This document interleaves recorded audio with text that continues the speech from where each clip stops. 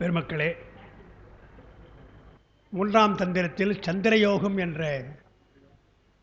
நிறைவு பகுதி. அது மூன்றாம் தந்திரத்தினுடைய நிறைவு பகுதியாக இருக்குது. சந்திரயோகம் என்றால் என்ன நாங்கள் எழுதியிருக்கிறாங்க. இந்த யோகத்தினுடைய சிறப்பு பகுதி அஷ்டாங்க யோகம் நாம் சொல்கிறோம். அஷ்டாங்க யோகத்துக்கு மேலே பிராசார யோகம் என்பது சைவ சித்தாந்தம் சொல்வது. இவரே மூன்றாம் தந்திரத்தில் கலைநிலையில் அதை விரிவாக சொல்லியிருக்கார். நம்ம படிச்சிருக்கோம் பிராசார யோகம். அந்த பிராசார யோகத்தை பிரணமயோகம் என்றும் நிராதார யோகம் என்றும் அதை சொல்லுவாங்க.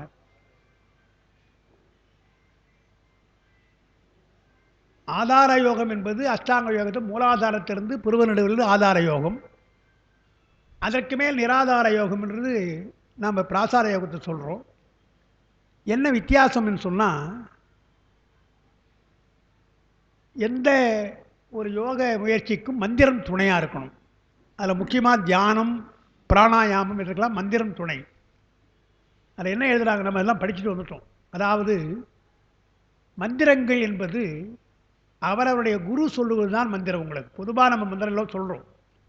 நீங்கள் எந்த குருவை நீங்கள் தேர்ந்தெடுக்கிறீங்களோ அந்த குரு உங்களுக்கு ஒரு மந்திரம் சொல்லுவார். அந்த மந்திரம் தான் உங்களுக்கு ஏற்படுத்தி அதை தான் சொல்லணும், மாற்றக்கூடாது. பொதுவாக இருக்க மந்திரம்லாம் இருக்குது. இருந்தாலும் என்ன சொல்கிறோம் நாம் என்றால், ஓம் என்பது எல்லாருக்கும் பொதுவானதுன்னு சொல்லிட்டோம். நீங்கள் அதை பிரச்சனை கிடையாது. பிரச்சனை இல்லாத சில விஷயம் இருக்கு இல்லையா, அந்த மாதிரி மந்திரங்களில் இது சிவமந்திரம், இது விஷ்ணு மந்திரம் எல்லாம் அப்படிலாம் பிரச்சனை சொல்லாமல் ஓம் என்று சொன்னால் அது எல்லாருக்கும் பொதுவானது சொல்லி, அதனால தான் நாம் என்ன பண்ணுறோம், பிராசார யோகத்தில் ஓங்காரத்தை தான் சொல்கிறோம், பிரணவத்தை தான் சொல்கிறோம். பிரணவத்தை 12ஆக 16ஆக சோடச கலையாக துவாரச கலையாக பிரிக்கிறோம். அந்த கலை என்றால் கூறுன்னு அர்த்தம். ஒவ்வொரு வகையாக ஒளி வருது இல்லையா, கொஞ்சம் கொஞ்சமாக ஒளி வருது இல்லையா. வளர்விரை என்றால் கொஞ்சம் கொஞ்சமாக ஒளி வருது, தேய்வரை என்றால் கொஞ்சமாக குறையுது இல்லையா. அந்த ஒளி குறைவதும் மிகுவதும் இருக்கு இல்லையா, அதுதான் கலைன்னு சொல்கிறோம். 16 கலை சந்திரனுக்கு உண்டு என்று. 16 மற்ற 15, மற்ற 15 தானம்மா இப்படியா இருக்கலாம், நமக்கு அதான் தெரியாது. ஜோதிடத்தில் அவங்க ஜோதிடத்தில் ரொம்ப நுட்பமாக சிலதான் சொல்கிறாங்க. அதனால் சிவபிரகாசர் என்ன செய்தார், 4 மணியில் பாடுறார். மாணிக்க வாசகரை பாடுற பொழுது, மாணிக்க வாசகரே நம்முடைய சிவபெருமான் ரொம்ப புகழ்ச்சி விருப்பம் போலும், அவரை புகழ்ந்தா ரொம்ப அவர் வரம் கொடுத்துட்றாரு, எல்லாருக்கும் கொடுத்துட்றாரு. நாம் என்ன தவறு செய்தாலும் புகழ்ந்தார். ராவணன் இருக்கிற இடத்த பேட்டான், கைலாயத்தை அசைக்கிறான். அசைச்சா உடனே சாமகானம் ஆனவுடனே சரி சரி போப்பா அப்படின்னு விட்டுட்டு, மன்னித்தது மட்டுமல்ல, வாழ்நாள் கொடுத்தான், வாழ்நாள் கொடுத்தான்னு சொல்கிறாங்க. அந்த அளவுக்கு அன்பு. அந்த மாதிரி ஒரு புகழ்ச்சி விருப்பம். ஆனால் இவரை புகழ்வதற்கு என்ன இருக்குதுன்னு கேட்குறாரு. இவரை எதை வச்சு போடணும், அழகாக இருக்கிறாரா, கைகளோ முறிபடும் கைகள்னு. இந்த கையை இப்படி வச்சுங்கிறாரு, ஒன்று இப்படி வச்சுங்கிறாரு, கையை கிண்டல் பண்ணுறாரு. வீசுகரம் இருக்கு இல்லையா, அபயகரம் வீசுகரம் இருக்கு இல்லையா, கைகளோ முறிபடும் கைகள்னு. கண்கள், ஒரு கண் காலையில் பார்க்கும், ஒரு கண் மாலையில் பார்க்கும்.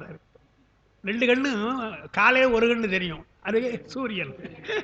மாலையில் ஒரு கண்ணு தெரியும், அது சந்திரன். பகலில் பார்க்கிற ஒரு கண்ணு, இரவில் பார்க்கிற ஒரு கண்ணு இருக்குது. கைகளோ முறிபடும் கைகளாக இருக்குது. அப்புறம் நயமாக சொல்கிறார், ஒரு கலையேனும் உணரான். எங்கேயாவது ஒரு நூல் படிச்சிருக்கிறான் அந்த ஆள், ஒரு நூல். ஏதாவது நாங்களாம் எவ்வளோ படிச்சிருக்கோம், எவ்வளோ நூல் படிக்கிறோம், அவர் ஏதாவது ஒரு நூல் படிச்சிருக்கிறா. என்ன சொல்கிறாருன்னா, அணிந்திருக்கிற பிறை இருக்கு இல்லையா, அது ஒரு கலை. ஒரு கலை அதையாவது உணர்ந்தா, அது ஒரு கலையேனும் உணரான். அந்த ஒரு கலையும் உங்கள்கிட்ட கிடையாது. மதிக்கு ஒரு கலையும் இல்லை என்றால் ஒரு நூலை படிக்காத மதியாக இருக்கிறானே என்று இப்படிலாம் நயமாக அவர் பாடுறார்.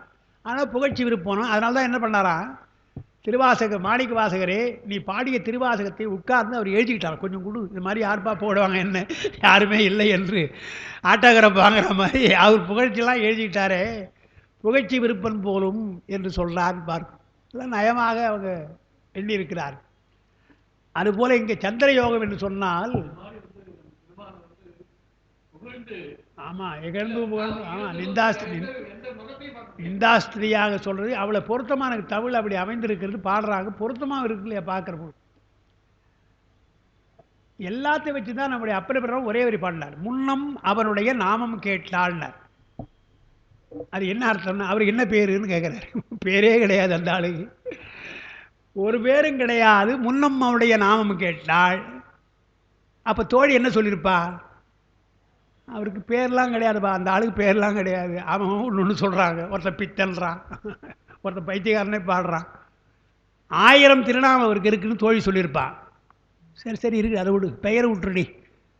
ஆள் எப்படி இருக்கிறான், ஆள் எப்படி இருக்காருன்னாரு. முன்னம்மாவுடைய நாமம் கேட்டால் மூர்த்தி அவனிருக்கும் வண்ணம் கேட்டால். எங்கே இருக்கிறார் அவர்? என்ன அரியான சந்து உட்காந்துக்கிறாரா? நல்ல ஆபரணங்களை போட்டு உட்காந்துக்கிறாரா? அவர் பாட்டு சுடுகாட்டில் ஆடுறாரு, சாம்பலை பூசிக்கிறாரு, சடையோடு இருக்கிறார், கபாலத்தை பூசி கொண்டு கையில் வச்சுக்கிறார், மாலை போட்டிருக்கிறார் என்றால் மூர்த்தி அவருக்கு வண்ணம் கேட்டாள். சரி, எங்கேயா இருக்க, எங்கே போய் பார்க்கலாம்? பின்னை அவன் ஆரூர். எந்த ஊர் அது? ஆரூர். யார் ஊரே ஊரில் இருக்கிறான். பின்னை அவளுடைய ஆரூர் கேட்டாள் எல்லாம் சொல்லிட்டு அந்த வரி தான் கடைசி வரி. அப்பருடைய அன்பு பாருங்க. இவ்வளவு இருந்தாலும் பெருமான் மேலே அன்பு இல்லவா? பெயர்த்தும் அவனுக்கே பிச்சியானா. இவ்வளோ கேட்டும் கூட போடி அதெல்லாம் எதுக்குடி என்று அவன் மேலே அவளை காதல் கொண்டாள் என்றால், காரைக்கால் அம்மையார் சீரியஸாக பாடுறாங்க. சீரியஸாக பாடுறது அகப்பொருளை பாடுறார் அப்பர். காரைக்காலம் என்ன பண்ணா? இவரை பொருள் என உணராதார், இவரை பொருள் உணர மாட்டாதார், இவரை எல்லாம் இகழ்வதே கண்டீர். அவன் ஏன் சடை வச்சிட்டு இருக்கான், ஏன் கபாலத்தை வச்சிட்டு இருக்கிறான், ஏன் சுடுகாட்டில் ஆடுறான் என்பது தெரியாமல் இவரை பொருள் உணர மாட்டாதார், என்ன என்று உண்மை தெரியாதவர்களெல்லாம் இவரை இகழ்வதே கண்டீர் என்று பாடினார்.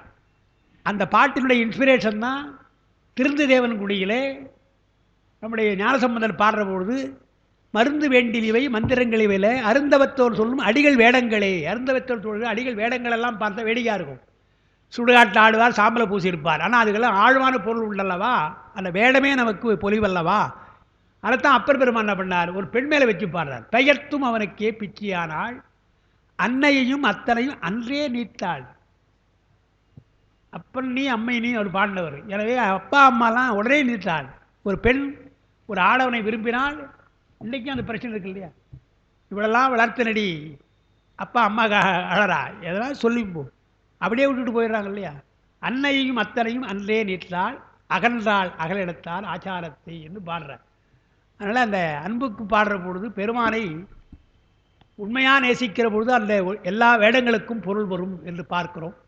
அதான் சந்திரன். பெருமான் ஏன் பிறையை சூடியிருக்கிறார் என்பதற்கு யோக முறையிலே பதில் சொல்வார்கள்.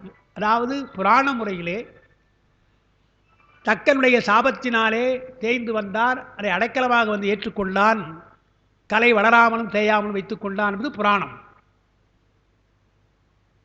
அடைக்கலமாக வந்தால் ஏற்றுக்கொள்வான் என்பது தத்துவம். உயிர்களெல்லாம் அவன் அடைக்கலம் போனால் ஏற்றுக்கொண்டால் அது தத்துவம். புராணமாக சொல்லி தத்துவமாக நாம் சொல்கிறோம். யோக நிலையில் சொல்லுகிற பொழுது அது சந்திர மண்டலம். பெருமானை நீங்கள் பார்க்க வேண்டும் என்றால் சந்திர மண்டலத்தை அங்கே தியானம் செய்தால் பெருமான் தரிசனம் உங்களுக்கு கிடைக்கும் என்றுதான் இங்கே சொல்கிறார். அதாவது சந்திர யோகத்தை அங்கே கடைசியாக வச்சிருக்கிறார். அந்த சந்திர மண்டலம் என்ன இங்கே இருக்காங்க. சந்திர யோகம் என்றால் அஷ்டாங்க யோகத்தை விட பிராசார யோகம் சிறந்தது. பிராசார யோகத்துடைய முடிநிலையாக சகசிரதளம், 1000 இதழ் தாமரைன்னு சொல்கிறோம். சகசிரதளத்திலே பெருமானை தியானித்தல், அதுதான் சிறப்பு. சந்திரனை விளங்கச் செய்யும் யோகம் சந்திர யோகம்னா. தியானத்தில் உங்களுக்கு சந்திர ஒளி தெரியும், குளிர்ச்சியான சந்திர ஒளி உங்களுக்கு தெரியும்ன்ற, அதுதான் சந்திர யோகம். அதற்கு முன்னாலே படிநிலையிலே உங்களுக்கு தசநாடியிலே தச ஓசைகள் கேட்கலாம், தசநாதம் கேட்கலாம். சுவாதிஷ்டானத்திலே ஒளிக்கீற்றாக வரலாம். இதெல்லாம் இவர் சொல்கிறது எல்லாம் யோகம் செய்ய உங்களுக்கு என்னென்ன மாற்றங்கள் வரும் என்று சொல்கிற பொழுது நரைதிரையெல்லாம் மாறத்தெல்லாம் இருக்கட்டும். உண்மையான பெருமானை அணுகுகிற பொழுது ஒரு ஒளிக்கீற்று போல சுவாதிஷ்டானத்தில் ஒளிக்கீற்று வரும். அதை அப்படியே நீங்கள் தியானிக்கணும். தியானித்தால் புருவ நடுத்து கொண்டு வந்து விடலாம்.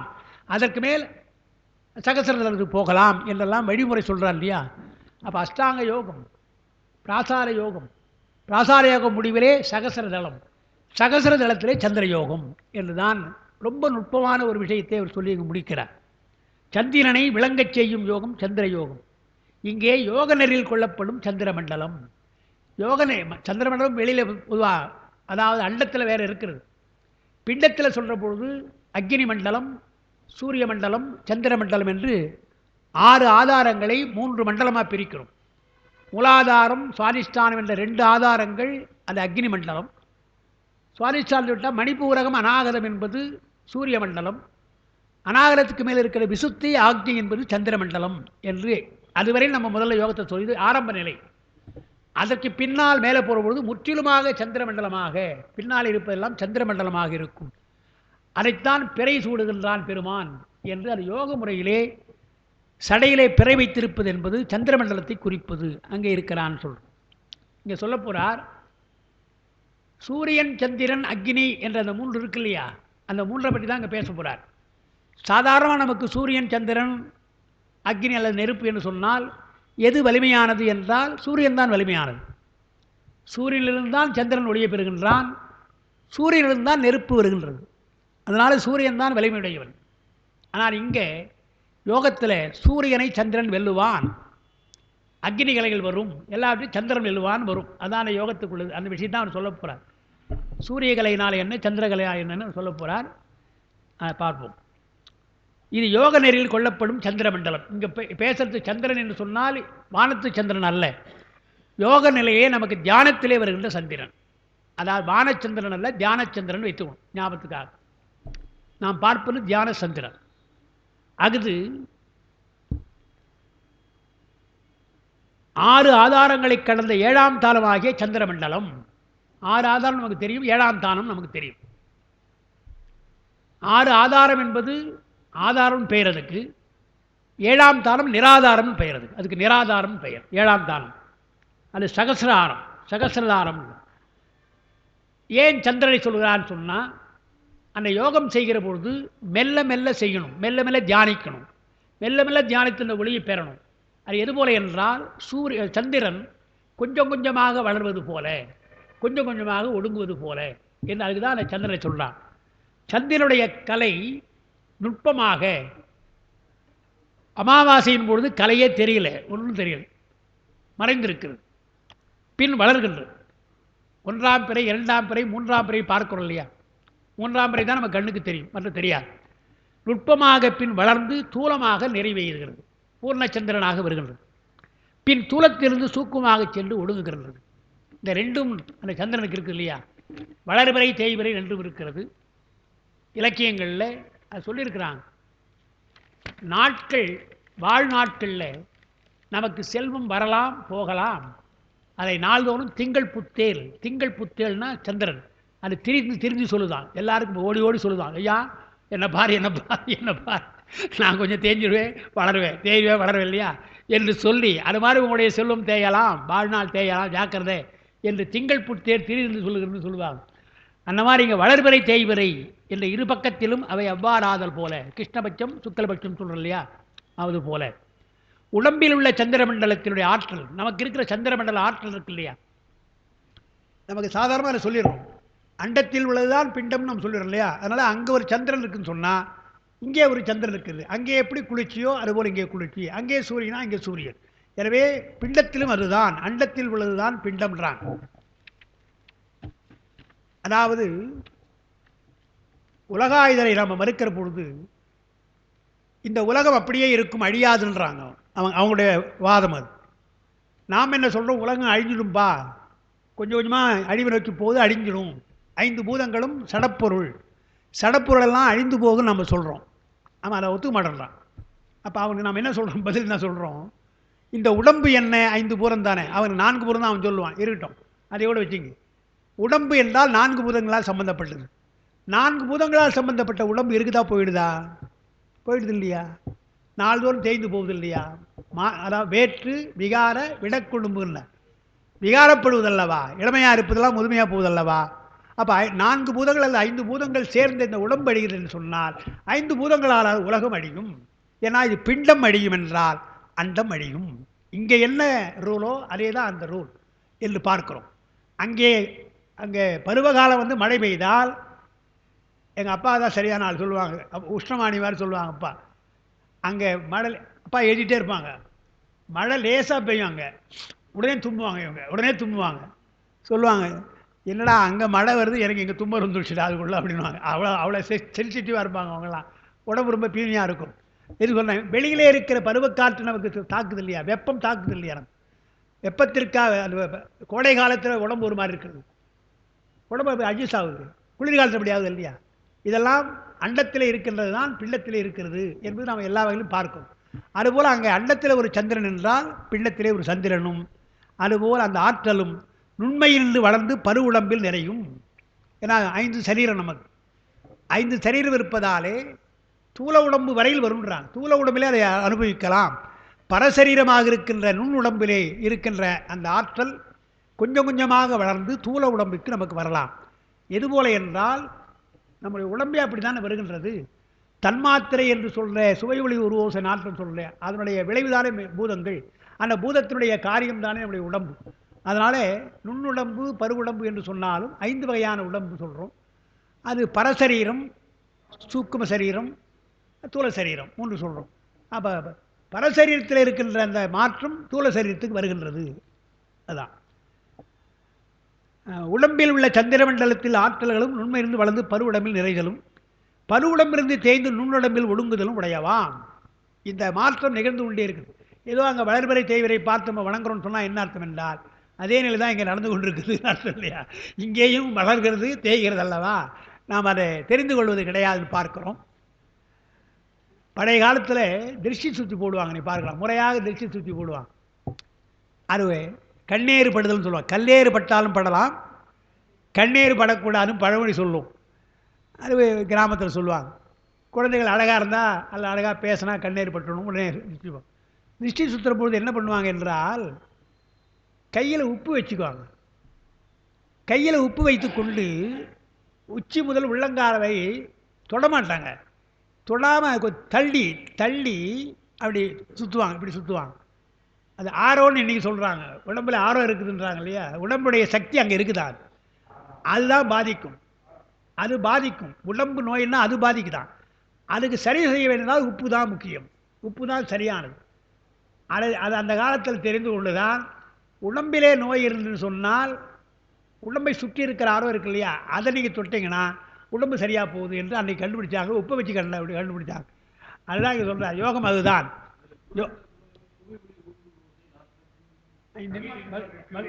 ஆமாம் ஆமாம், சாங்கியம் சொல்கிறார். ஆமாம், சாங்கியம் தான் சொல்கிறார். அவர் அந்த அந்த குரலுக்கு சொல்லணும்னு அவசியம் இல்லை. நாம் சைவ சித்தாந்தம் சொல்லலாம், அவர் சைவ சித்தாந்தம் சொல்லலாம். அது சாங்கியம் சொல்கிறார். ஏன்னா சாங்கியத்தை சொல்ல வேண்டும் இருக்காது. ஏன்னா எல்லா மதங்களையும் சொல்கிறார். பரிமேழகர் வைஷ்ணவர் தான். என்ன நமக்கு வருத்தம்னு சொன்னால், ஏதோ சைவாகங்களை கொஞ்சம் சொன்னார், பரவாயில்ல. ஆனால் வேலை மறுக்க முடியல. அதுக்காக அவர் சொல்லிட்டார். என் குணத்தான் என்று சொன்னால் சைவாகம் தான் சொல்லுது. அதனால் சொல்ல வேண்டியதாக போச்சு அவர். அதே மாதிரி இப்போ இன்னொன்று ஆகம் சொல்கிறார் இல்லையா, இது ஆகம் அறிவுன்றார் இல்லையா. வாலறிவன் நற்றால் தொழான்னு வருது இல்லையா. நற்றால் என்பதற்கு வீடு பேறு தருகின்ற திருவிடின்றான் சொல்கிறார். அதனால் அவர் சொல்ல வேண்டியதாக போகுது அவருக்கு. அதனால் எல்லா மதங்களையும் அவர் சொல்கிறார். தர்க்கத்தை சொல்கிறார், சாங்கியம் சொல்கிறார், வைஷ்ணவத்தை சொல்கிறார், பௌத்தம் சொல்லுவார், ஆலய விஞ்ஞானம்ன்றார். பௌத்தத்தில் ஆலய விஞ்ஞானம் எல்லாத்தையும் பேசுகிறார். அதில் அந்த குரலுக்கு சொல்கிறார். என்ன சிறப்பு என்று சொன்னால், சாங்கியத்தை அவ்வளோ சுருக்கமாக யாரும் சொல்ல முடியாது. அவ்வளோ அழகாக சொல்லியிருக்கிறார். படித்தா ரொம்ப தெளிவாக புரியணும். அவ்வளோ அழகாக அந்த சாங்கியத்தை அங்கே சொல்லியிருக்கார். அந்த சுவையொளி உருவோசை நாட்டில் சொல்லியிருக்கிறார் பார்க்கணும். அதனால் பருவுடம்பிலிருந்து நுண்ணுடம்பு, நுண்ணுடம்பு பருவுடம்பு போகிறது அல்லவா. சூக்கம் என்றால் சூக்குமம். ஊமையில் வளர்தல் கூறியதால் தேய்தலும் பெறப்பட்டன. பாட்டில் வளர்தல் தான் இருக்குது. பாட்டை பார்த்தீங்கன்னா, எய்து மதிக்கலை சூக்கத்தில் ஏறியேன்னு இருக்குது. சூக்குமத்தில் ஏறுகிறது என்றால் ஏறுதெல்லாம் வளர்தல்னு அர்த்தம். அதே போல் இறங்கும் அர்த்தம். சூக்கமாக தூலத்துக்கு போகிறது, தூலத்திலிருந்து இறங்குகிறது என்று வைத்துக்கணும். ஏறியது கூறியதால் வளர்தல் கூறியதால் தேய்தலும் பெறப்பட்டது. அது இருவகை பக்கம் என்பதால் பெறப்பட்டது. பாட்டில் இருபக்கம் சொல்கிறார் இல்லையா. எய்துவ தூலம் இருவகை பக்கம்ன்றார். அந்த இருவகை பக்கம்னா வளர்தல் தேய்தல். கிருஷ்ணபட்சம் சுக்கிலபட்சம் சொல்கிறார் இல்லையா, அது மாதிரி. அப்புறம் துயரு சந்திரமண்டலம். காயம் காயத்திலே, காயத்தில் சூக்கத்தினின்றும் தூலத்தினின்றும் ஏறி இறங்கும். உடம்பிலே அப்படி சூக்கும உடம்பிலிருந்து தூல உடம்பிற்கு வென்றும், தூல உடம்பிலிருந்து சூக்கும உடம்பிற்கு போகும். சந்திரமண்டலத்தின் ஆற்றலை தனக்கேற்ற வகையில் பெற்ற நுண்ணுடம்பையே நாயனார் பரகாயவன கூறியிருத்தல் நினைவு கொள்ள வேண்டும். இது அப்பா எழுதுகிற விஷயம். நமக்கு அதெல்லாம் அவங்க எழுதலாம் தான் புரியும். நமக்கு இல்லைன்னா படிச்சுட்டோம், நான் மறந்தாச்சு. அதுக்கப்புறம் தான் பார்த்தேன் என்னடா இங்கே எழுதியிருக்காங்க பரகாய பிரவேசம் இருக்கு பாருங்க. அதில் அவர் சொல்கிறார் தன்னுடைய பரகாய பிரவேசம் சொல்கிற பொழுது அடுத்தனுடைய உடம்பிலே போகலாம்னு வருது. 625 அதான் தேடுறேன். அப்போ போட்டிருக்காங்க நம்பர் போட்டிருக்காங்க 625. அட்டமா சித்தியிலே பரகாய பிரவேசம் போட்டிருக்காங்க. அதில் பணிந்து என் திசையும் பரமனை நாடி துணிந்து என் திசையும் தொழுது எம்பிரானை அணிந்து என் திசையும் அட்டமா சித்தி தணிந்து என் திசை சென்று ஸ்தாபித்தவாறேன்னு வியாபகத்தை சொல்கிறார். நாம் வியாபக நிலையில் இருக்கிறோம், எந்த திசை வேண்டாலும் போகலாம் என்று வியாபக நிலையை பெறலாம் என்று சொல்கிறார். அந்த வியாபக நிலை பெற்றால் பரகாயம் அடுத்த உடம்பிலே போய் போகலாம்ன்றது ஒரு யோகம். அதை இங்கே எழுதியிருக்கிறாங்க. முதல் பாட்டில் இருக்காங்க அட்டமா சித்திகளை பெறுதல் இருக்காங்க. அதனால் இதெல்லாம் எப்படி அட்டமா சித்தி பெற்று இந்த பரையாக பிரவேசம் எப்படி வரும் என்று சொன்னால் இந்த மாதிரி சந்திரமண்டல தியானம் செய்தால்தான் சந்திர யோகம் செய்தால்தான் வருன்றார். ஆனால் ஏற்கனவே அவர் சொல்லிட்டார். அது இவர் சந்திர யோகத்தை சொல்ல போகிறார். அதுபோல் தானும் இருக்கிறோம் என்பதை இங்கே சொல்லியிருக்கிறார். அந்த சந்திர மண்டலத்தில் அந்த யோகம் என்பது அவரவர் வலிமைக்கேற்றார் போல வரும்ன்றார். வரையறை செய்ய முடியாது, அவர் வலிமைக்கேற்றார். சந்திரமண்டலத்தின் ஆற்றலை தனக்கேற்ற வகையில் பெற்ற நுண்ணுடம்பையே நாம் நுண்ணுடம்பு இருக்குது, யோகத்தினாலே அந்த நுண்ணுடம்பை ஆற்றல் மிக்கதாக செய்து கொள்ளலாம். அதனால் நுண்ணுடம்பு அடுத்த உடம்புக்கு போயிடலாம், அப்படி போகலாம், அது செய்யலாம். அது பரகாயம் என்று கூறியிருக்கிறார். நினைவு கொள்ளத்தக்கது. ஏன்னா தூள உடம்பு போகாது, சூக்கம் உடம்பு தான் பரகாயமாக போகும்னு பார்க்குறோம். அது நமக்கு தெரிஞ்ச ஒரு விஷயம். குழு விட்டு கூடு பாய்தல் அப்படி சொல்கிறோம், பரகாய பிரவேசம் சொல்லுவாங்க. அதனால் இதனால் பிண்டத்தில் உள்ள சந்திர மண்டலம் அண்டலத்தில் உள்ள சந்திரனோடு ஒத்தது என்று முதல்ல சொல்லிட்டார். அறிமுகமாக சொல்கிற பொழுது சந்திரன் அது அண்டத்திலும் பிண்டத்திலும் இருக்கிறது, நுண்ணுடம்பாக இருக்கிறது. அங்கே வளர்தல் செய்தல் போல நமக்கும் வளர்தல் செய்தல் இருக்கிறது. சந்திரமண்டலத்தினுடைய ஆற்றல், அதனுடைய ஆற்றல் இருக்கு இல்லையா, அது நமக்கு உதவுகிறதுன்னு சொன்னாங்க. அதை எப்படி புரிஞ்சுக்கணும்னு சொன்னால் பின்னால் சொல்ல போகிறார் அவர். இடகலை பிங்கலைன்னு சொல்கிறோம் இல்லையா, இடகலை என்பது சந்திரன், பிங்கலை என்பது சூரியன். அந்த சூரியனுடைய ஆற்றலையும் சந்திரனுடைய ஆற்றலையும் அந்த நாடிகள் மூலமாக நாம் பெறுகிறோம். நமக்கு வெப்பமும் வேண்டும், குளிர்ச்சியும் வேண்டும். உடம்புக்கு வெப்பமாகவே இருக்கக்கூடாது, குளிர்ந்தும் போகக்கூடாது, அளவாக இருக்கணும். அதான் முன்ன சொன்னது தான், அங்கி மிகாமை வைத்தான் உடல் வைத்தான், நெருப்பு அழகாக வைத்திருக்கிறான். அதை யோகத்தின் நன்மையாலே ஒரே சமமாக வைத்துக் கொள்ளணும். அதனால் வருகின்ற பலன், சந்திரனால் வருகின்ற பலன் என்று சொன்னால், நிலாவை பார்த்து காதலர்கள் பாடி நிலா மற்ற உலாவங்க, அது ஒரு வகை, அது வேற. அன்று வந்ததும் அதே நிலா, இன்று வந்ததும் இதே நிலா பாடிட்டு போகலாம், அது ஒரு நிலா. ஆனால் அந்த நிலா ஆற்றலை பிண்டத்திலே வைத்து சந்திரன் மண்டலமாக பாவிப்பது யோகம். அது ஒரு சிறந்த ஒரு நிலையாக பார்க்கிறோம். அதுக்கு இந்த மாதிரி விஷயம்லாம் கூடாது, இந்த மாதிரி போகம் மோகம்லாம் இல்லாமல் இருந்தாலும் யோகம் என்று பார்க்கிறோம். அப்படி யோக சந்திரனாக நீங்கள் பார்க்கிற பொழுது சந்திரமண்டலம் என்ற அது என்னன்னு முதல் பாட்டில் அறிமுகப்படுத்திட்டார். இனி அதை எப்படி நாம் அந்த யோகத்தை செய்யணும் என்று அவர் சொல்ல போகிறார். நோட்ஸ் கொடுப்பீங்களா? அதை அடுத்து நோட்ஸ் கொடுத்துருப்பாங்க நினைக்கிறேன் இல்லையா. ஆகின்ற சந்திரன் இருக்கு இல்லையா, அதான் ரெண்டாவது பாட்டு. ஆகின்ற சந்திரன் சூரியன் அங்கியுள் ஆகின்ற ஈரட்டோடு 6 உள் ஏகின்ற அக்கால எல்லை இடைவெளி ஆகின்ற யோகி அறிந்த அறிவே. கலைகளை சொல்கிறார், மாத்திரைகளை சொல்லி பிராணாயாமத்தை சொல்லி எப்படி கலைகள் வர வேணும்னு சொல்கிறார். யோகத்திற்கு உரியவானது சந்திரகலை, சூரியகலை, அக்னி கலை. அதனுடைய எண்ணிக்கை என்னன்றார். சந்திரனுக்கு 16, இப்போ சொன்னோம். சந்திரனுக்கு 16 கலை, சூரியனுக்கு 12 தான். இப்போ எது வலிவாக இருந்து பாருங்கள் இல்லையா, சூரியனுடைய கலை 12 தான், ஆனால் சந்திரனுக்கு 16 கலை. அக்னி கலை 10 என்ற எண்ணிக்கையுடையதுன்றார். கலைகளில் எண்ணிக்கையாக சொன்னோம்னா கூறுகள், அது சூரியனுடைய வெப்பம் என்பது 10 பங்கு 12 பங்கு, அக்னி 10 பங்கு 14 பங்கு என்று சந்திரன் சொன்னார். இயங்குகின்ற எல்லா கலைகளையும் யோகி தன் அறிவால் அறிந்து அமைக்கின்ற அளவுன்னார். இப்போ இந்த சந்திரகலை நீங்கள் 16 சொன்னால் அந்த யோகி சந்திரகலை எவ்வளோ ஆள முடியுது அவனால்? 10 கூட ஆள முடியும். இப்போ மூச்சு இழுக்கிறான்னு வச்சுங்களேன், இடகலை இழுக்கிறான், பூரகம் தானே யோகத்தில். பூரகமாக 16 வந்தால் சரி, அது சந்திரகலை ஓகே சரியாக இருக்குது. முடியாமல் போகலாம். அந்தந்த யோகிகளுக்கு அவர்களுக்கு ஏற்றாற் போல தான் அந்த கலைகள் வளரும். அந்த கலைகளுக்கு ஏற்றாற் போல தான் உங்களுக்கு அந்த ஆற்றல் வரும். அதான் முதல்ல பார்க்குறேன். மூச்சு காற்று இழுக்கிற அதான் முதல்ல பிராணாயாமத்தை சொல்லிட்டார். பிராணாயாமத்தினுடைய இம்பார்ட்டன்ஸ் என்னென்னா, இந்த மாதிரி யோகத்திற்கு அது உதவும். இடகலையாக நீங்கள் பிராணாயாமம் செய்கின்ற பொழுது அந்த கலையில் 16 கலை என்று எண்ணினால் முற்றிலுமாக அந்த ஆற்றல் நமக்கு வரும். இல்லை என்றால் வராதுன்றார். அதுதான் எழுதுறாங்க. இயங்குகின்ற எல்லா கலைகளும் யோகி தனது அறிவால் அறிந்து அமைத்தல், நம்முடைய அறிவுக்கும் ஆற்றலுக்கும் பொருந்தும்படியாக செய்கிறார். அவனிடத்தில் அண்டத்தில் உள்ள சந்திரன் முதலியவற்றின் கலைகள் போல இயல்பாக அமைந்தன அல்ல. அங்கே இருக்கிற சந்திரனுக்கு 16 கலை தான், சூரியனுக்கு 12 தான், அதில் மாறாது. ஆனால் உங்களுடைய சந்திரன் எப்படி இருக்குது, உங்களது எப்படி இருக்குது, அதையும் பார்க்கணும் இல்லையா? அதான் சொல்கிறது. அதாவது ஆகாயம் என்பது தான் எல்லாருக்கும் கூரை. ஏன்னா பெருமான் வைத்த கூரை எல்லாருக்கும் வேறுபாடே கிடையாது. அதில் ஏழை பணக்கார, உயர்ந்தவன் தாழ்ந்தவன் என்ற வேறுபாடு இல்லாமல் எல்லாருக்குமா வருகின்றது. அதை வாலிதான பாடினார் பாட்டு. இந்த வானத்து நிலா குடிசை என்று சொன்னாலும் போகாமல் போயிடுவான்னு பாடுறார் இல்லையா பாட்டு. மண் குடிசை வாசல் என்றால் சென்றல் வர வெளிச்சம் வர வருதுன்னு ஒரு பாட்டு வர்றாரு இல்லையா? அது எல்லாருக்கும் போதும் இல்லையா? அதுபோல் பெருமானம் வைத்த ஆகாயம் இருக்கிறது, எல்லாருக்கும் ஒரே கூரை தான். ஆனால் நாம் எந்த கூரை இருக்கிறோம்? இப்போ இந்த கூரையில் உட்காந்துக்கிறோம். வீட்டுக்கு போனால் ஒரு கூரை, அவரவருக்கு ஒரு கூரை இருக்கிற வீட்டு, அது வேறுபடுது இல்லையா? அதே போல் சொல்கிறார், அண்டத்தில் இருக்கிற சந்திரன் சூரியனெல்லாம் வேறுபடாமல் இருக்கலாம். ஆனால் அதனுடைய சந்திர கலை நாம் அதை பயன்படுத்துகிற பொழுது மாறலாம். அது அவருக்கு மாறலாம். அதனால் அது அங்கே இயல்பாக இருப்பது. இங்கே யோகியால் அறிந்து அமைக்கப்படுவதாவது ஒரு முறை பூரித்து கும்பித்து தேசித்து முடிப்பது ஒரு கலை. இங்கே யோகத்தில் ஒரு கலை என்றால் சந்திரனுக்கு 16 கலை இருக்கட்டும். நாம் ஒரு கலை என்றால் ஒரு முறை மூச்சு இழுக்கணும், பிரீத்தின் உள்ளே இழுக்கணும், கும்பிக்கணும், கும்பித்து ரேசகம், அது ஒரு கலை என்று சொல்கிறார். இடைவெளியாகின்ற யோகி என்றால் யோகியினுடைய தன்மை இடையில் என்ன?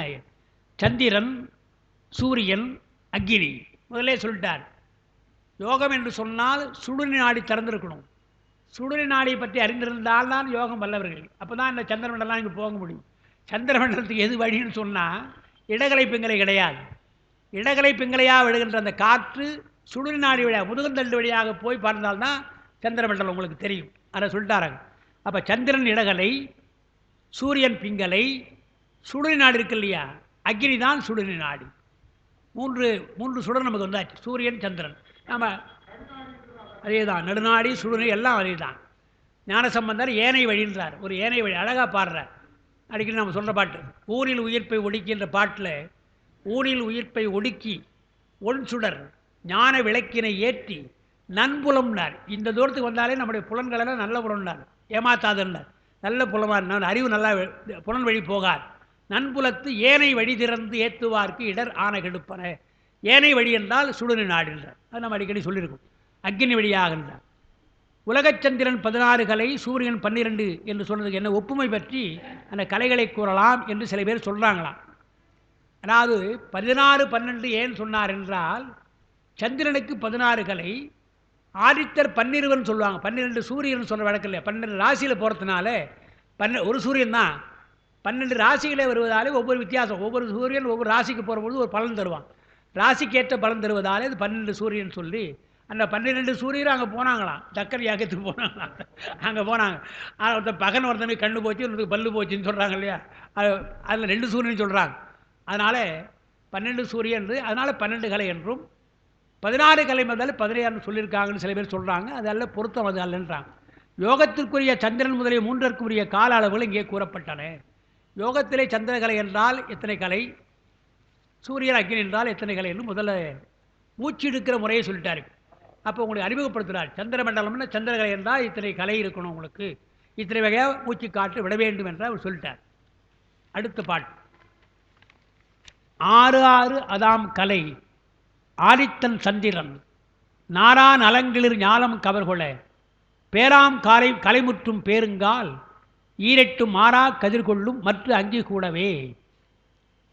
சூரியன் 12 கலை உடையதாயினும் சந்திரனுடைய 16 கலைகளையும் அதற்கு ஏதுவாய் நிற்கும் 16 மாத்திரை பிராணுவாயு உட்கொள்ளும் ஆற்றல் படைத்தது. சூரிய கலைக்கு ஆற்றல், கலை என்னமோ 12 தான்.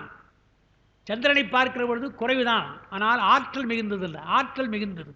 அதனால் நீங்கள் சூரிய கலைகளே 16 மாத்திரை, சந்திரனை 16 கலை, அதற்கு ஏதுவாக இருக்கிற 16 மாத்திரை பிராணவாயில் எடுக்கிறீங்க.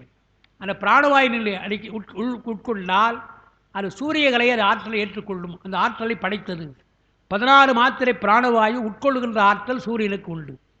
அகுது அன்னதாவது தான் அக்னியோடு சேரும் பொழுதே அப்படின்னு சொல்லிட்டார். சூரியனும் அக்னியும் சேர்ந்தால் சந்திரனை வெல்லலாம்.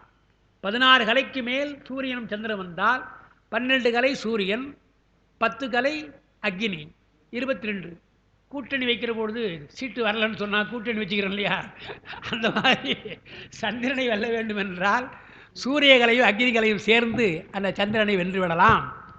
அன்னதாவது தான் அக்னியோடு சேரும் பொழுதே பாட்டில் சொல்கிறார். அங்கே 6 அதாம் கலை பாட்டில் மாறாது கதிர்கொள்ளும் மற்ற அங்கி கூடவே கடைசி வரைக்கும் பாருங்க. மற்ற அங்கி கூடவே என்றால் சூரியன் அக்னி, அங்கின்னா அக்னி, அக்னி கூடவே இது நடக்கும்ன்றார். எனவே சந்திரனிலும் சூரியன் ஆற்றல் மிக்கவாறுன்னார். ஆற்றலில் சூரியன் கலையிலே குறைந்திருந்தாலும் மிக்கவாறு. இது உலகிலே அறியப்படுமாயினும் இது நமக்கு தெரிஞ்ச விஷயம்தான். இவ்வளோ நுட்பம் நமக்கு தெரியாது. சூரியனோடு நெருப்பு சேர்ந்து தான் அவ்வளோ வெப்பம் வருது நமக்கு தெரியாது. சந்திரன் அதை வாங்கி கொண்டு பின்னால் ராத்திரியில் வரான்றது நமக்கு தெரியும். ஆனால் உண்மையில் நீங்கள் பார்த்தீங்கன்னா உலகியலே அறியப்படுமாயினும் யோக முறையில் வேறாம்களோ என ஐயுடன் இருக்குமாதலால் அதை நீக்க வேண்டி எடுத்தோதினார். யோகத்தில் சந்திரன் அதிகம் சொல்வதாலே சூரியகளை காட்டும் சந்திரகளை வலிமையானதோ ஆற்றல் மிக்கதோ என்ற சந்தேகம் வரலாம். அது இல்லை. நீங்கள் பார்க்கிற பொழுது உலகத்தில் எப்படி சூரியன் வலிமையாக இருக்கிறானோ அதுபோல் யோகத்திலும் கூட சூரியன் தான் வலிமை என்று சொல்கிறார். அப்புறம் ஒப்புமை பற்றி வருவதெல்லாம் பெயர் ஒற்றுமையால் பொருளுக்கும் கொள்ள வேண்டும் என்னும் கட்டளையின்மையால் இது கொள்கிறான். ஊமையை அப்படியே வச்சு சார் அங்கே சந்திரன் சொன்னீங்க இங்கே மட்டும் ஏன் மாத்துறீங்கன்னு சொல்லக்கூடாது.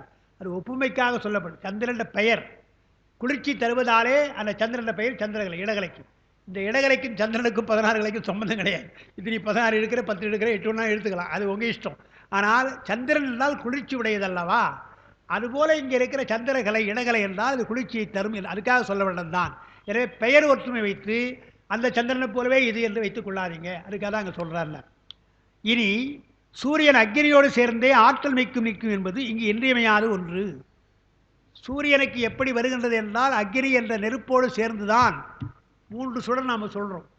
3 சுடரில் பெருமானுக்கு சொல்கிறதுல வலக்கண் சூரியன், இடக்கண் சந்திரன், நெற்றிக்கண் நெருப்புன்னு சொல்கிறோம் இல்லையா, அது அதிகமாக அவர் திறக்கிறது கிடையாது, நெற்றிக்கண் முடிதான் இருக்கும். அந்த 3வது சுடர், அந்த 3வது சுடர் அக்னிக்கு எப்படி இப்போது கண் தெரியாதவர்களுக்கு வேறு ஆற்றல் மாற்றுத்திறனாளின்னு அழகான பேர் சொல்கிறாங்க இல்லையா, மாற்றுத்திறன் வருது இல்லையா, அதே போல் நெற்றிக்கண் திறக்காத பொழுது அந்த நெருப்பு என்ன ஆகும், அது என்ன பண்ணுறாராம் பெருமான், நீங்கள் போயிடுன்னு சூரியன்கிட்ட அனுப்பிச்சிடுறான்.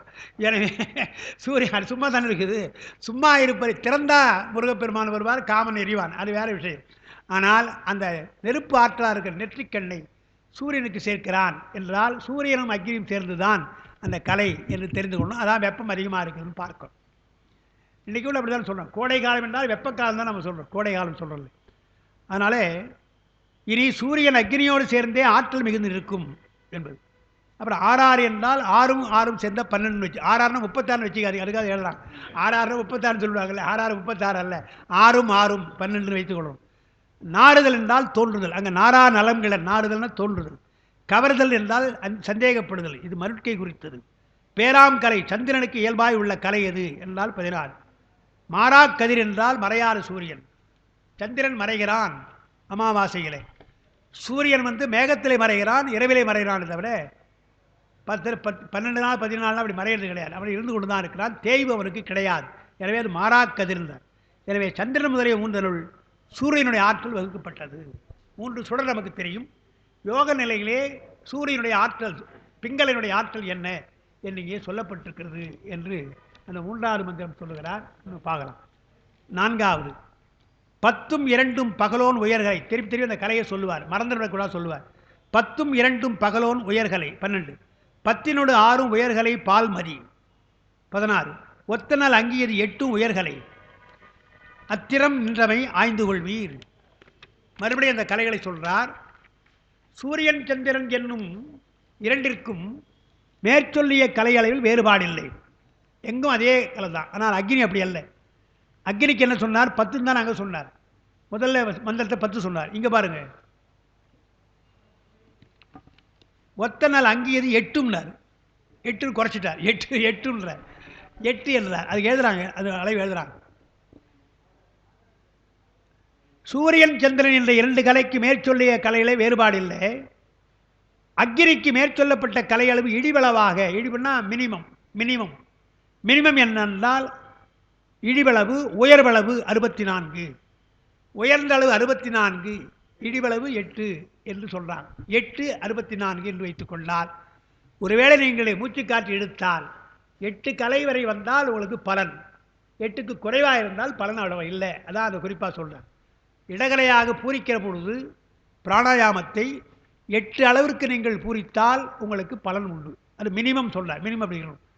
அப்புறம் 64 வந்து மேக்சிமம் என்று சொல்கிறேன்.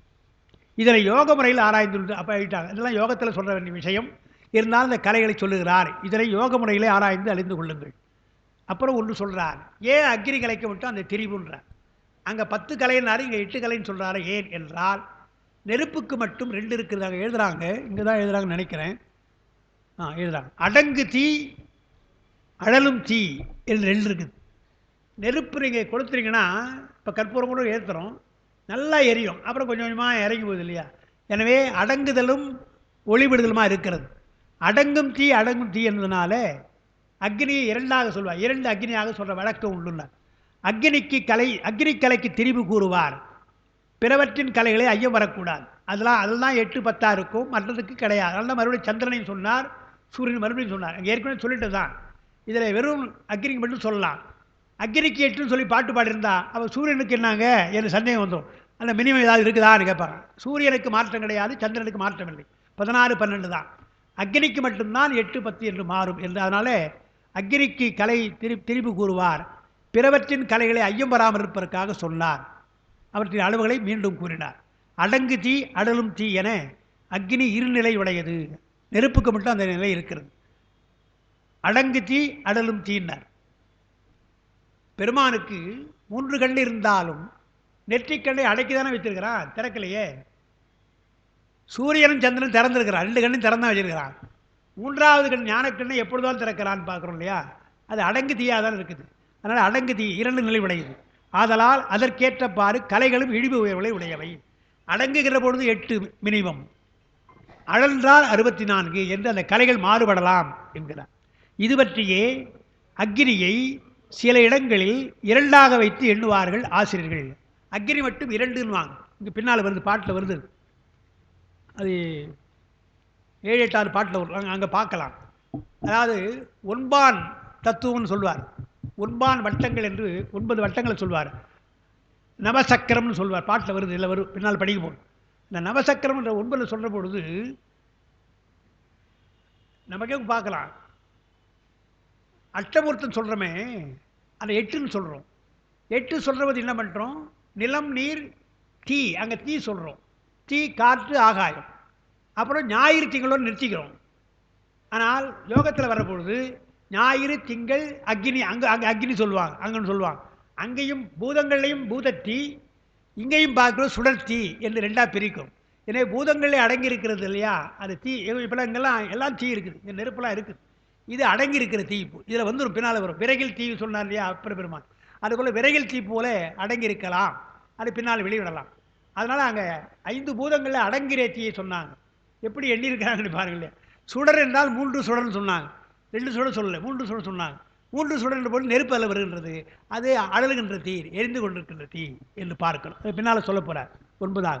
இது பற்றிய அக்னியை சில இடங்களை 2ஆக வைத்து எண்ணுவார்கள் ஆசிரியர். சந்திரன் முதலிய 3 அருள் அக்னியின் கணக்கு எய்தியதன் மேல் சிறப்பு உணர்த்தப்பட்டது. சந்திரனுக்கு முதல்ல ஒரு அளவு சொன்னாங்க, சூரியனுக்கு சொன்னாங்க, அக்னிக்கு சொன்னாங்க இல்லையா. இந்த கணக்கெல்லாம் சிலதில் மாறுகிறது அல்லவா, அதுக்காக சொன்னார். அக்னியுடைய கணக்கு மாறுவதாலே எய்தியது, ஏற்கனவே எய்தியது 10 கலை, ஆனால் சிறப்பாக 8 கலை வரலாம் என்று 8 கலை என்று சொல்கிறார் பார்க்கும். அப்புறம் 8 8 சின்ன பாட்டு தான் அது. 8 8 அனலின் கலையாகும் ஈராருள் சுட்டப்படும் கதிரோனுக்கும் சூழ்கலை கட்டப்படும் ஈரட்டாகும் மதிக்கலை ஒட்டப்படா இவை ஒன்றோடு ஒன்று ஒன்றாகவே. ஜாக்கிரதையாக சேர்க்கணும், மாற்றக்கூடாது அளவேன்னார். மூச்சு காற்று அளவை மாற்றக்கூடாது. அங்கேயே கூட சொல்கிறார், வஞ்சகமற்றுன்னு சொல்கிறார். அதாவது ஏறுதல் பூரகம் ஈரட்டுன்னு பாட்டு வரும், அதில் வரும் மாறுதல் வஞ்சகமாவேனும். இதை மாற்றி செய்தாதீங்க, பூரகத்தை ஈரட்டுன்னு சொன்னால் மாற்றி செய்தாங்கன்னு சொல்கிறார் இல்லையா, அதுதான் இங்கே சொல்கிறார். அக்னி முதலிய மூன்றிற்கும் சொல்லப்பட்ட கால அளவுகளை, அதாவது 8 அனல், 8 16 கலை, ஈராருள் 12 கதிரவன், சூடுகளை ஈரட்டாக மதிக்கலை 16 சொன்னா இல்லையா. இந்த கலையில் மாற்றம் கிடையாது, இந்த அளவு மாற்றம் கிடையாது. அக்னி முதலிய மூன்றிற்கும் சொல்லப்பட்ட கால அளவு கலை அளவுகளை ஒன்றிற்கு உரியது மற்றொன்றுக்கு ஆமாறு பொருந்துதல் கூடாது. 16ன்னு சொல்கிறேன்னா அவருக்கு சூரியனுக்கு 16 வச்சுக்கிறேன், அக்னிக்கு 12 வச்சுக்கிறேன்னு சொல்லக்கூடாது. அது என்னென்ன கலையோ அதுதான் அந்த கலைன்னு சொல்கிறார். அதான் அதை எப்படின்னா, நீங்கள் 12 கலை எடுக்கிறீங்கன்னு சொன்னால் சரி, அது சந்திரகலை. 16 கலை என்றால் சந்திரகலை, 12 கலை என்றால் சூரியகலை, அப்படிதான் வச்சுக்கணும். அந்த கலைக்கு ஏற்றாற் போல் அந்த கலைகள் மாறுதுன்றான். அதுக்கு மூக்கு மாறும், இடகலை பிங்கலையாக மாறும்.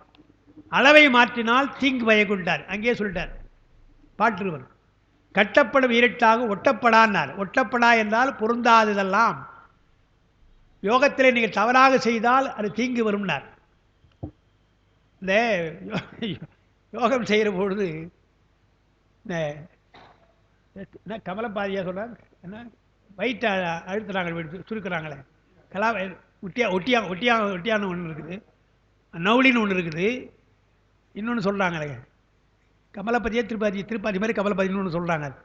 அதை வயிற்று என்னால் அடக்கிறது. அது என்ன சொல்கிறாங்க, வயிற்றில் ஒன்றும் இருக்கக்கூடாது, அப்போ போய் என்ன பண்ணிங்கன்னா பம்பா போயிடணும் முதல்ல சொல்லுவாங்க. வயிற்றில் சாப்பிட்டையா கொண்டையா வெறும் வயிற்று தான் செய்யணும், தண்ணியோடு குடிக்கூடாதுலாம் சொல்கிறாங்க இல்லையா. அதுபோல் யோக முறையிலும் கூட நம்ம இஷ்டம் போல் செய்தோம்னு சொன்னால் அதுக்கு தீங்கு வளரலாம். அதை முதல்ல சொல்லிட்டார். கலைகளுக்கெல்லாம் அந்த அளவு உண்டு, அந்த அளவோடு நீங்கள் யோகம் செய்ய வேண்டும். அளவை மாற்றினால் தீங்கு பயக்கும். அளவுகளை ஏன் மீண்டும் கூறினார், அங்கே சொல்ல மறுபடியும் சொல்கிறார் என்றால் வலியுறுத்துவதற்காக.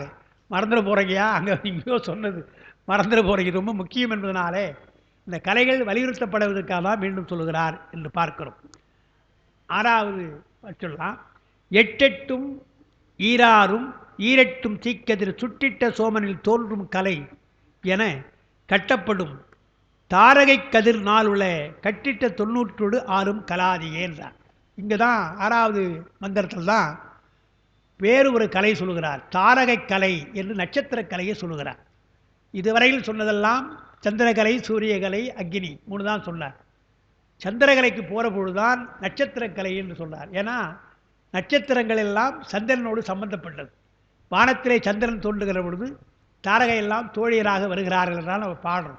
எனவே அந்த சந்திரகலைக்கு போகிற பொழுது நட்சத்திரக்கலை என்று ஒன்று தோன்றும். அது என்னென்னது பின்னால் விளக்கியிருக்கிறார், நட்சத்திரங்களை விளக்கியிருக்கிறார், அது பார்க்கலாம். அக்னிக்கு 64, சூரியனுக்கு 12, சந்திரனுக்கு 16 என்ற வரையறை. அப்படி வரையறைப்படும் பொழுது இந்த மாதிரி இந்த அளவுக்கு கலை வரையறைப்பட்டால் அவற்றிற்கு மேலும் நட்சத்திரக்கலை என 4 சொல்லப்படும். இந்த 3 கலைக்கு மேல் நட்சத்திரக்கலை என்று ஒன்று இருக்கிறது என்று சொல்லலாம். இப்போ இருக்கிற 26 மகா சன்னிதானத்துக்கு நட்சத்திர குருமணி என்று அவங்க சொல்கிறாங்க.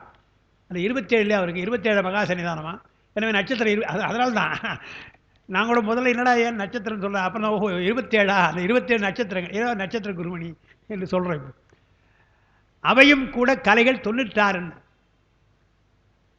இந்த 64 பல கூட்டி பாருங்க, அதான் அதுதான் சொல்கிறார். ஒரு கணக்கோடு அவங்க சொல்லியிருக்காங்க. 96 தத்துவம் தானே. எனவே நான் கூட கூட்டி பார்க்கல, 64 66 76 86 92 ஒரு 4 96 கலைகள் இல்லையா. 96 கலைகளையும் தத்துவ தாத்விகளால் 96 ஆறுமாக கொள்க. 96 தத்துவத்தில் நாம் இருக்கிறோம். உடம்பு என்பது 96 தத்துவத்தில் இயங்குகிறது, உயிர் இயங்குகிறது. அந்த 96 தத்துவங்களுக்கு 96 கலை ஞாபகம் வச்சுங்கன்ட்டார், ஒத்துக்கொள்ளும். அங்கனம் கொள்ளுதலால் வரும் பயன் என்ன என்றால், வரும் பயன் அது என்ன பயன் பின்னால் சொல்ல போகிறார். நட்சத்திர கலையாவன இவை என வரும் மந்திரத்தில் கூறப்படும். அது மீண்டும் திரையில் காண்க அப்படின்ற மாதிரி அடுத்த வகுப்பிலே காண்க, அடுத்த வகுப்பிலே காண்பது போல அங்கனம் கொள்ளுவதா 96 தத்துவங்களையும் கலைகளும் அப்படி கொன்றால் நட்சத்திர கலைன்னா வருது. அது என்ன பயன், நட்சத்திரங்களை 4 அது என்ன என்றால் அது வருகின்ற மந்திரத்திலே கூறப்படும் சொல்லிட்டு கலாதின்னார். அந்த ஏன் கலாதின்னா தத்துவங்களோடு இதை வைத்து பார்க்கணும் அல்லவா. எனவே கலாதி என்று சொன்னார். கலையை தோற்ற முறையிலும் ஒடுக்குமுறையிலும் முதலாக வைத்து கூறினார். தத்துவங்கள் எல்லாம் தோன்றும் ஒடுங்கும், அதுக்கு கலாதின்னு பொதுவாக வச்சுக்கிட்டார். கலை தோன்றலாம் ஒடுங்கலாம். தோற்றத்தில் கலை தான் முதல்ல, காலமணியை விட்டுருங்க, கலை முதல்ல. ஒடுங்குற பொழுதும் கலை தான் முதல். எனவே அது கலாதி என்று தோற்ற முறையிலும் ஒடுக்கு முறையிலும் கலை என்ற தத்துவம் தான் ஒடுங்குகிறது. நாம் படிக்கிறது கலையை பற்றி படிக்கிறோம். பிராணாவாயின்னு பிராணாயாமத்தை கலையை பற்றி படிக்கிறோம். எனவே கலையை பற்றி படிப்பதாலே கலைமுதலாக இருக்கிற தத்துவங்களை நாம் ஒப்புமையாக தெரிந்து கொள்ளலாம் என்று அந்த மந்திரத்தை முடிக்கிறார். அது ஓ அப்படி வருது. டிசம்பர் 6 தான் நமக்கு வருகிறது. 6 தொடர்ச்சியாக ரொம்ப மகிழ்ச்சி.